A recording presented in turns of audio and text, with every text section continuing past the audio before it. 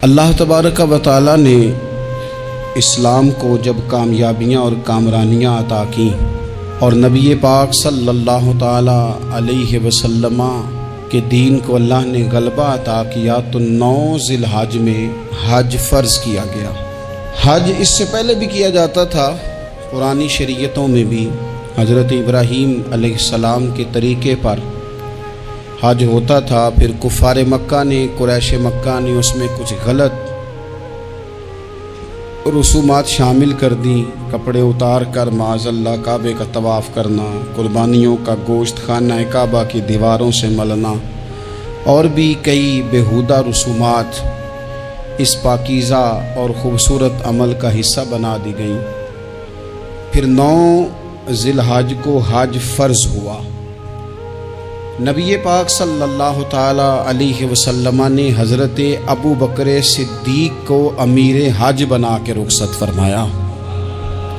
دیکھیں کہاں کہاں محبوب انہیں اپنا نائب بناتے ہیں۔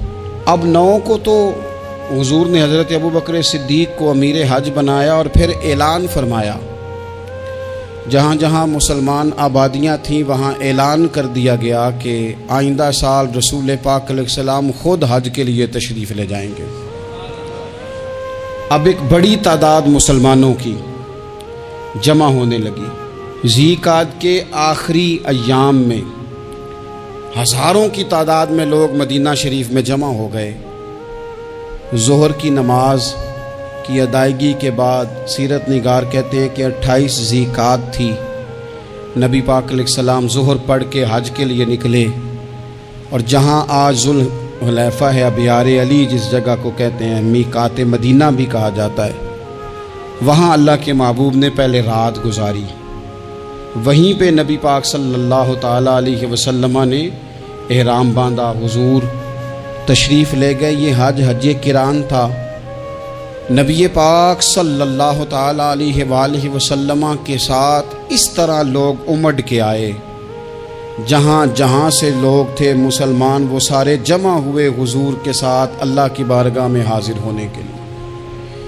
1,40,000 صحابہ، یہ ایک ہی دفعہ صحابہ کا اتنا بڑا مجمع جمع ہوا ہے، ایک ہی دفعہ۔ اور حضور علیہ السلام کی خواہش تھی کہ یہ سارے لوگ وہاں پہنچیں۔ محبوب کریم علیہ السلام 4 ذی الحج کو حضور علیہ السلام نے طواف کیا، صفا مروہ کیا، احرام نہیں کھولا، قربانیاں ساتھ تھیں، چونکہ یہ حج قران تھا۔ اللہ کے رسول صلی اللہ تعالی علیہ وآلہ وسلم نے پھر 8 ذی الحج کو ظہر کی نماز جا کے منا کے میدان میں ادا کی۔ 9 ذی الحج کو مسجد نمرہ کے پاس کوہ صبیر پر جب سورج کی کرنیں چمکیں، قربان جائیں کیا نظارہ ہوگا۔ لبیک لبیک کی صدا آ رہی ہے، دے کون رہے ہیں؟ مدینے والے محبوب صلی اللہ علیہ وسلم۔ حضور اس لشکر حسن کو لے کر، اس نور بھرے قافلے کو لے کے، یہ کون ہیں جو حضور کے ساتھ سارے نکلے ہیں؟ یہ کون ہیں سارے؟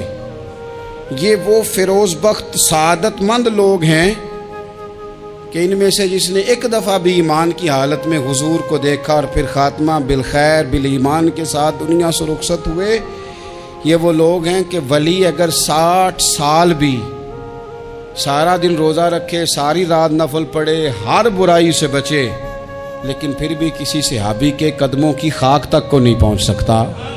اور صحابی زیارت سے بنتا ہے، ولی عبادت سے بنتے ہیں۔ نبی پاک صلی اللہ تعالی علیہ وسلم کے وہ سارے صحابہ کون ہیں؟ الصحابہ النجوم، یہ حضور کی چاروں جانب یہ چمک رہے ہیں، انہیں خود میرے نبی پاک نے ستارے فرمایا۔ ایک سمت علی، ایک سمت عمر، صدیق ادھر، عثمان ادھر۔ ان جگمگ جگمگ تاروں میں بھلا مہتاب کا عالم کیا ہوگا؟ اور ہر کوئی فدا ہے بن دیکھے تو پھر دیدار کا عالم کیا ہوگا؟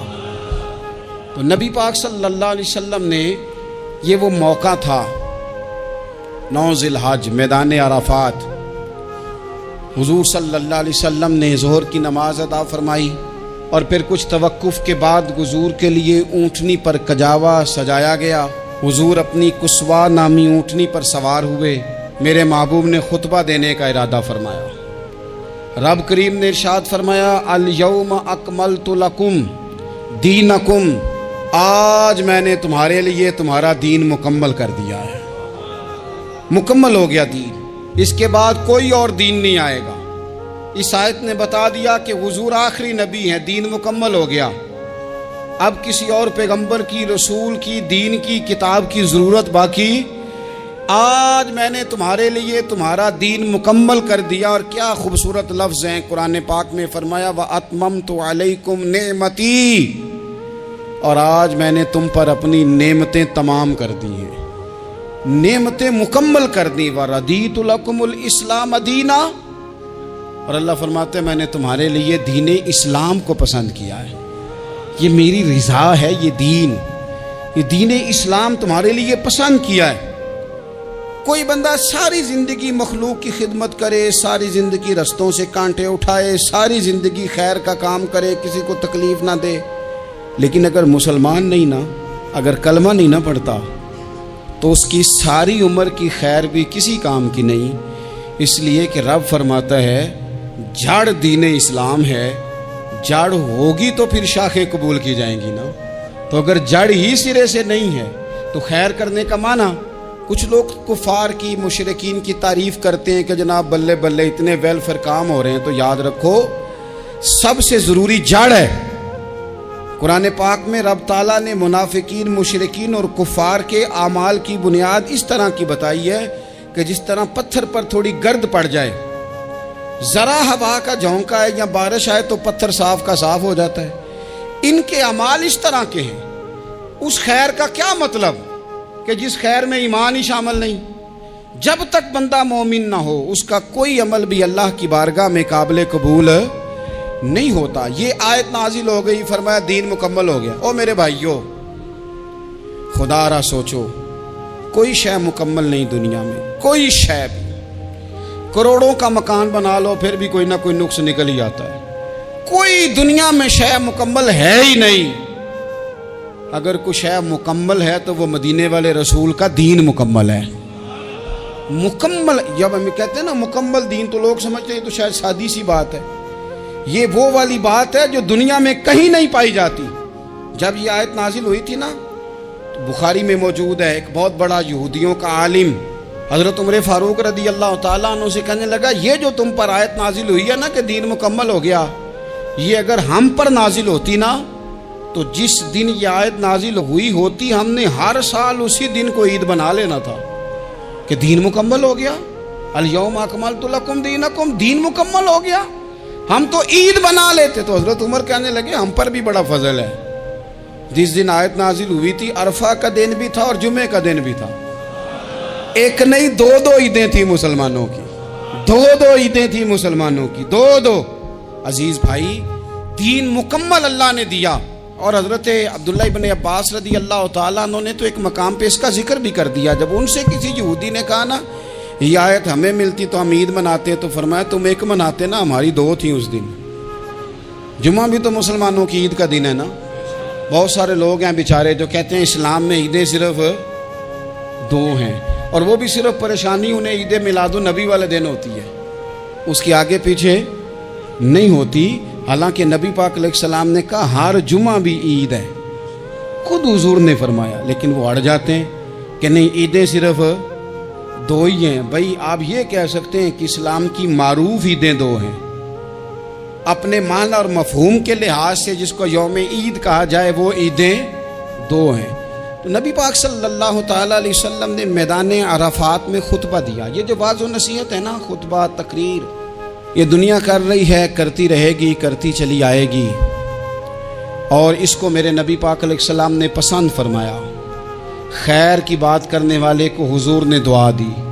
محبوب فرمانے لگے اللہ جو میری حدیثیں یاد کر کے آگے پہنچائے اس کے چہرے کو تر و تازہ رکھنا. یہ ابلاغ دین بہت بڑی بات ہے اگر کوئی خلوص نیت سے کرے.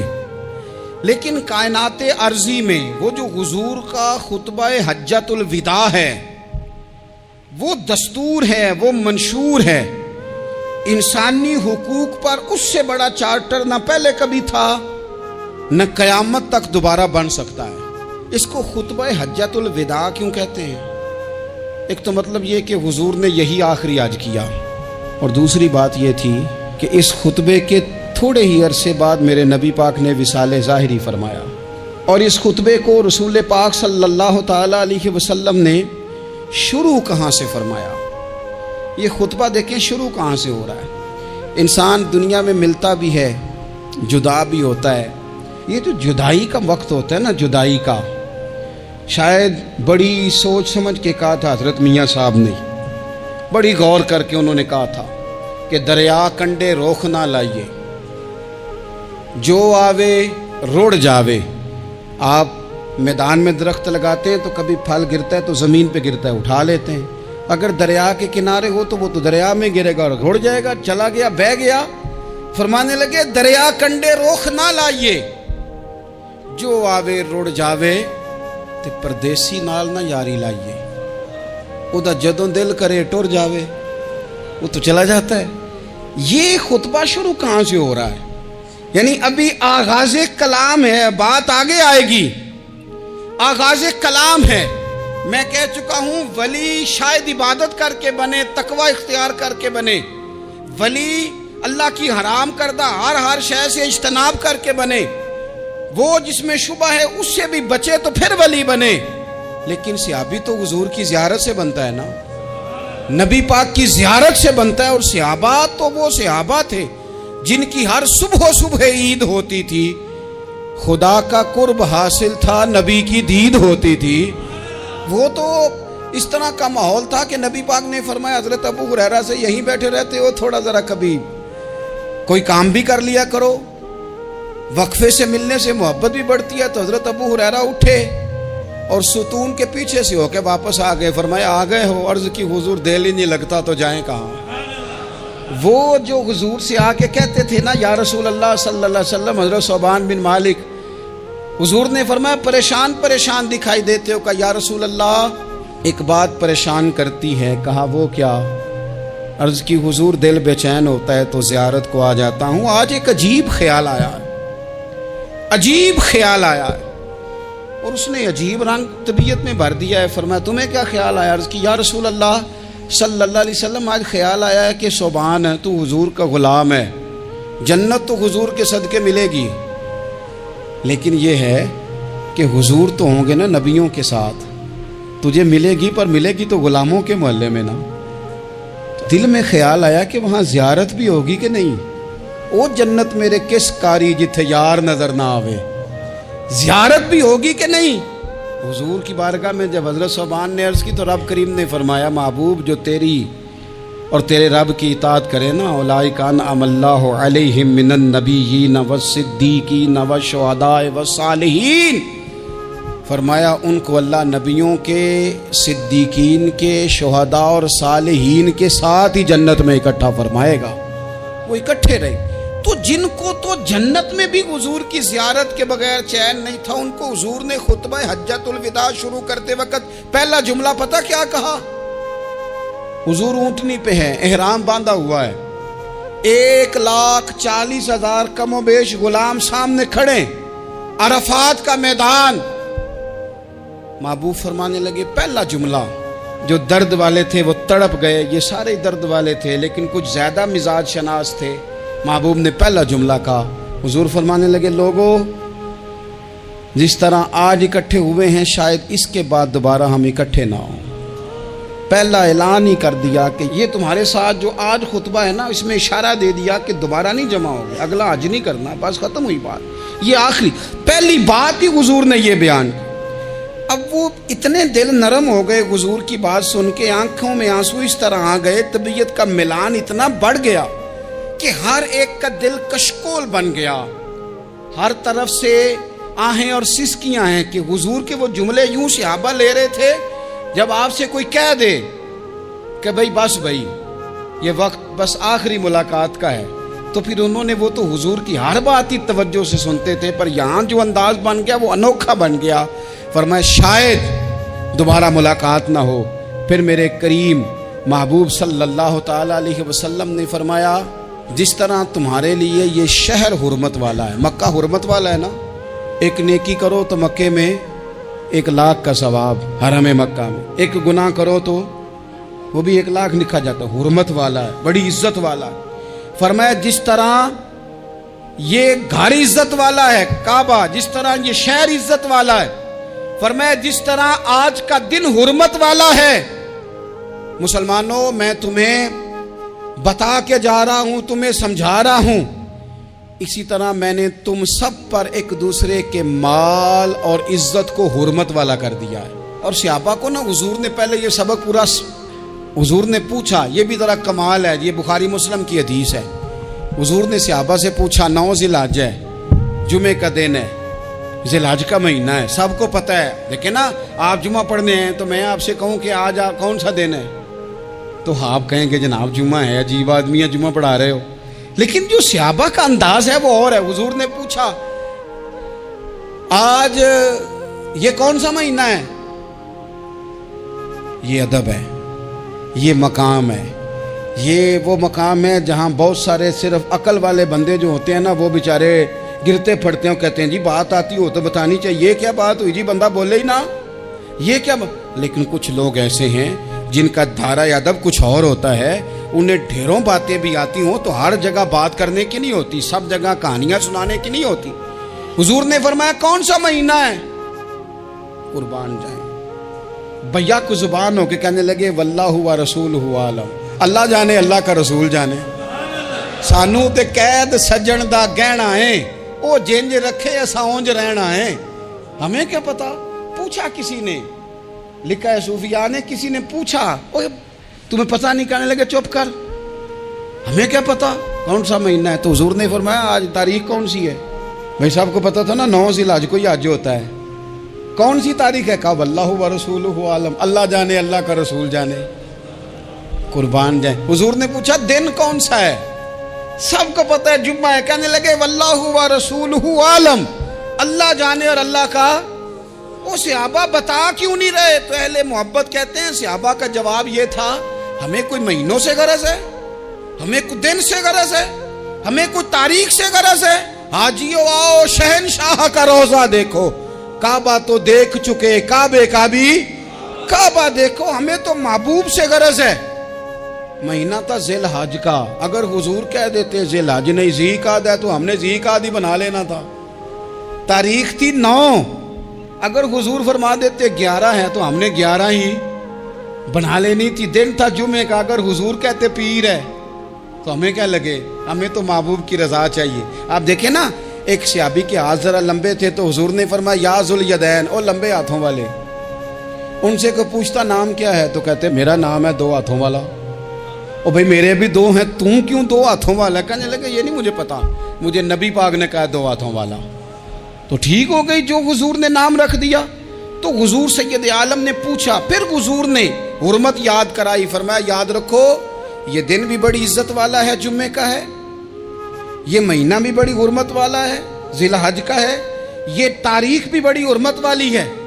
लेकिन फरमाया जिस तरह इस दिन की, इस शहर की, इस महीने की तुमने इज्जत करनी है, इसी तरह एक दूसरे के माल का, एक दूसरे की इज्जत का तुमने पास करना। मुसलमान भाइयों, खुदारा ये हुजूर कह रहे हैं यार, नबी पाक ने काबा के सामने खड़े होके फरमाया बैतुल्लाह तेरी बड़ी शान है, तेरा बड़ा मर्तबा है, लेकिन फरमाया मेरे मोमिन की इज्जत रब की नजर में काबे से भी ज्यादा है।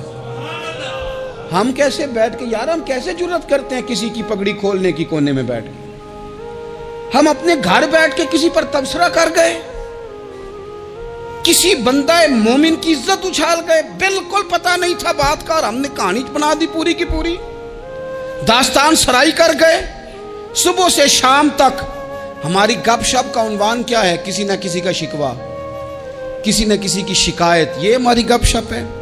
खुदारा हुजूर ने तो खुतबा हज्जतुल विदा में पहला सबक ये दिया था कि मेरे जाने के बाद एक दूसरे की इज्जत करना, और इसी खुतबे में एक जगह पे फरमाया ये ना हो कि मेरे जाने के बाद तुम एक दूसरे की गर्दनें मारने लग जाओ। एक दूसरे की इज्जतों का ख्याल करना, पास करना। मुसलमानों, मेरे अजीज़ भाइयों, बुज़ुर्गों, इज्जतों का दिफा शुरू करें।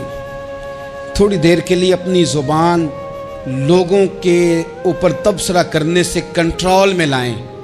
کچھ چیزیں ایسی، میں مختلف شہروں میں جاتا ہوں، جس شہر میں گئے وہاں لوگوں نے یہ کہا جناب یہاں جو مولانا ہے نا، بعض لوگ یہ باتیں بڑی چسکے لے کے سنتے ہیں، یہاں جو مولانا ہے نا وہ کچھ نہیں کرتے، آپ بڑے اچھے ہیں، یہاں جو پیر صاحب ہیں وہ بڑے گڑبڑ ہیں، آپ بڑے اچھے ہیں۔ تو میں ان سے کہتا ہوں کہ میں اس لیے اچھا ہوں کہ میں تھوڑی دیر کے لیے آیا ہوں، میں نے چلے جانا ہے۔ اور دوسری بات یہ کہ مجھے آپ جتنا مرضی اچھا کہہ لیں، میں نے رخصت ہو جانا ہے 2-3 گھنٹوں کے بعد۔ یہاں جس آدمی کا آپ شکوہ کر رہے ہیں نا، آپ اس کو جنازے کے لیے خبر کریں نہ کریں، اسے پتہ چل گیا نا محلے میں جنازہ ہو گیا، تو اسے کوئی کام بھی ہوا تو اس نے کہنا یار نہیں محلے میں فوتگی ہوگی، میں نے جنازہ پڑھانا ہے، اس نے جانا نہیں۔ تو کمزوریاں تو سب جگہ ہوتی ہیں، لیکن ان کمزوریوں کی وجہ سے آپس میں بغض پیدا کر لیا جائے گا۔ اور پھر کمال بات ہے نا کہ اپنی ساری کمزوریوں سمیت اپنے آپ سے پیار ہے، اپنے آپ سے محبت ہے، اور دوسرے کی ایک کا پتہ چل جائے تو ہمیں گھن آنے لگ جاتی۔ تو حضور نے خطبہ حجت الوداع کے موقع پر یہ بات ارشاد فرمائی۔ دوسرا حضور نے فرمایا لوگوں یاد رکھنا، یہ خطبہ حجت الوداع میں نبی پاک نے فرمایا، یہ حضور خطبہ دے رہے ہیں، اور اس وقت دے رہے ہیں جب حضور صحابہ کو بتا چکے ہیں کہ یہ آخری ملاقات ہے۔ جو دور دراز سے آئے ہیں ان کو بتایا ہے کہ یہ میری تمہاری جو مجلس ہے، جو محفل ہے، جو تم سے بات ہو رہی ہے، یہ آخری ہے۔ محبوب فرمانے لگے لوگوں یاد رکھنا قیامت قائم ہوگی۔ ان جملوں کا حسن ملاحظہ کر لیں۔ فرمایا قیامت قائم ہوگی، تم اپنے رب سے ملاقات کرو گے، اور فرمایا تمہارا رب تم سے تمہارے اعمال کے بارے میں پوچھے گا۔ یہ خطبہ حجت الوداع میں کریم نے فرمایا۔ صبح تم اٹھے، کیا عمل کیا، اللہ پوچھے گا۔ کسی سے ملاقات ہوئی، طرز کیا تھی، سوچ کیا تھی، اللہ پوچھے گا۔ لین دین میں کیا معاملات تھے، تمہارے اعمال کے، اللہ سے ملاقات ہوگی، وہ کھڑا کر کے پوچھے گا۔ اور حدیث میں کئی جگہ پہ حضور نے فرمایا وہ تم سے سوال کرے گا، تمہیں جواب دینا ہے۔ میرے عزیز بھائیوں، تیار رہنا چاہیے، تیار۔ ہم نا منت کرتے ہیں آخری دن ہو نا، تنخواہ دار لوگ کہتے ہیں یار یہ آخری ایام چل رہے ہیں، کوئی خرچہ نہ بتاؤ، اس لیے کہ حساب کے متھے لگنا ہے۔ آخری دنوں میں، بجٹ کے دنوں میں لوگ پریشان ہوتے ہیں کہ حساب دینا ہے۔ جب رب سے ملاقات کریں گے اور وہ حساب مانگے گا، کتنا مشکل کام ہے۔ اور ایک مقام پہ حضور نے فرمایا جس سے اللہ نے حساب مانگا وہ تو الجھ گیا، دعا کرو وہ حساب مانگے ہی نہ، بے حساب ہی بخشش فرما دے۔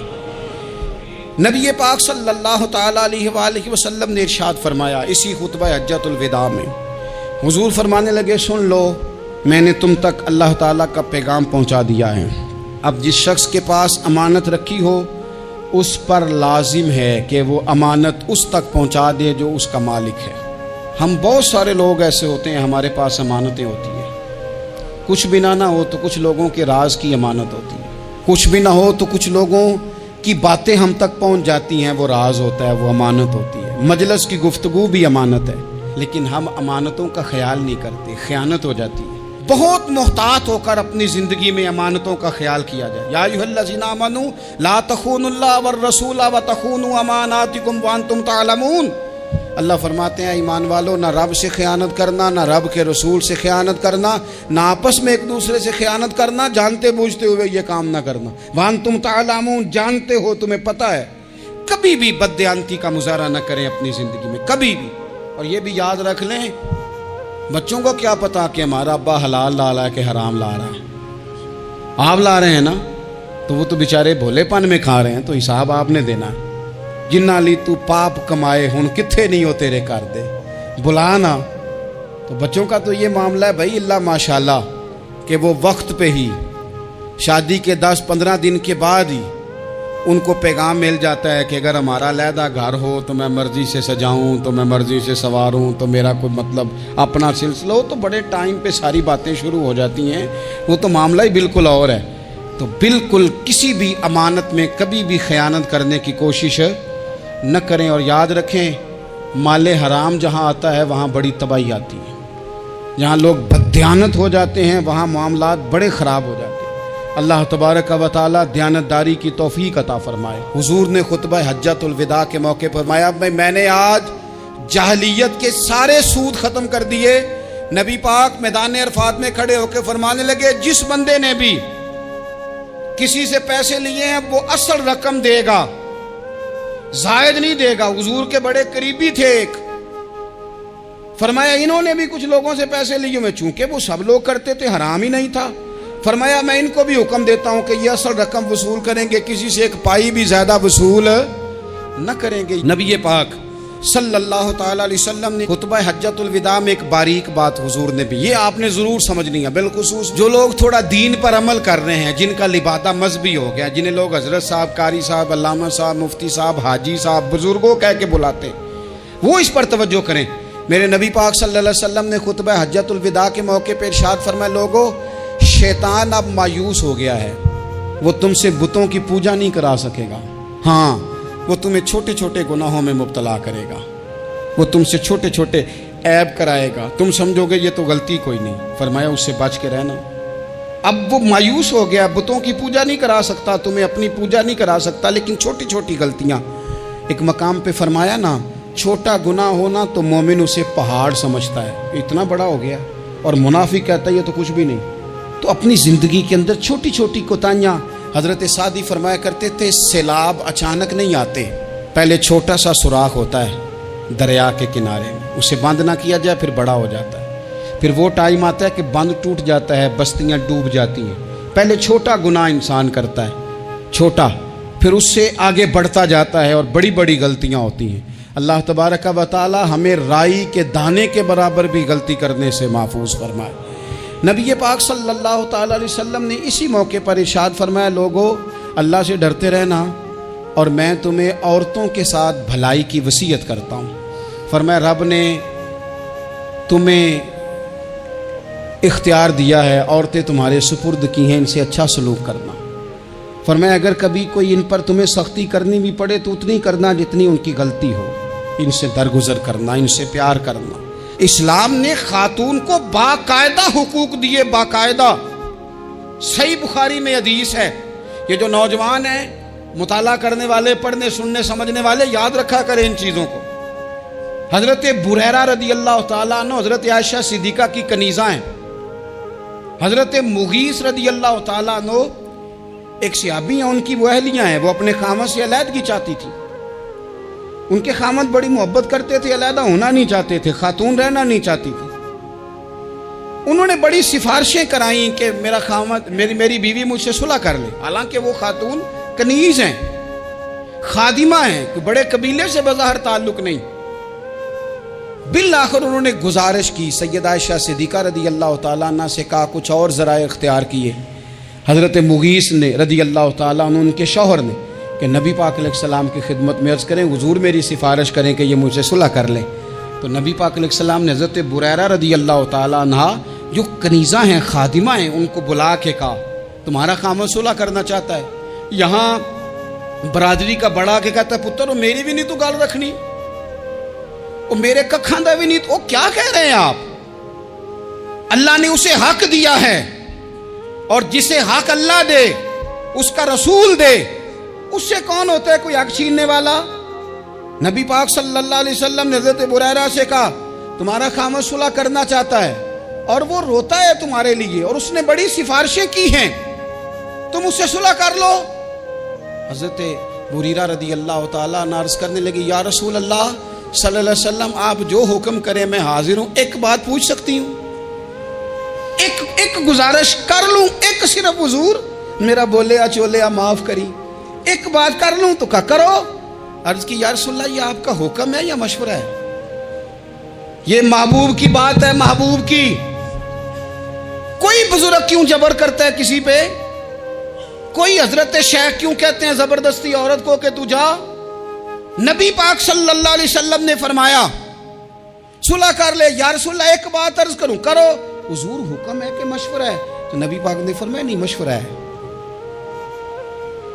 تم عاقلہ ہو، بالغہ ہو، اسلام تمہیں با اختیار کرتا ہے، چاہو تو رہو، چاہو تو خلا لے لو۔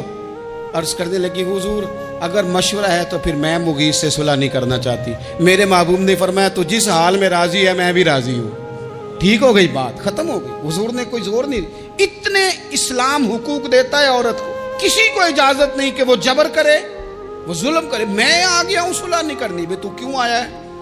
تو نے وقت گزارنا ہے، جانے وہ خاوند کس طرح کا ہو۔ تو نبی پاک صلی اللہ علیہ وسلم نے خطبہ حجۃ الوداع کے موقع پر فرمایا عورتوں کے ساتھ اچھا سلوک کرنا۔ اللہ تبارک و تعالی جو حج پڑھا جا رہا ہے اس کے صدقے پوری امت پر اپنا فضل فرمائے۔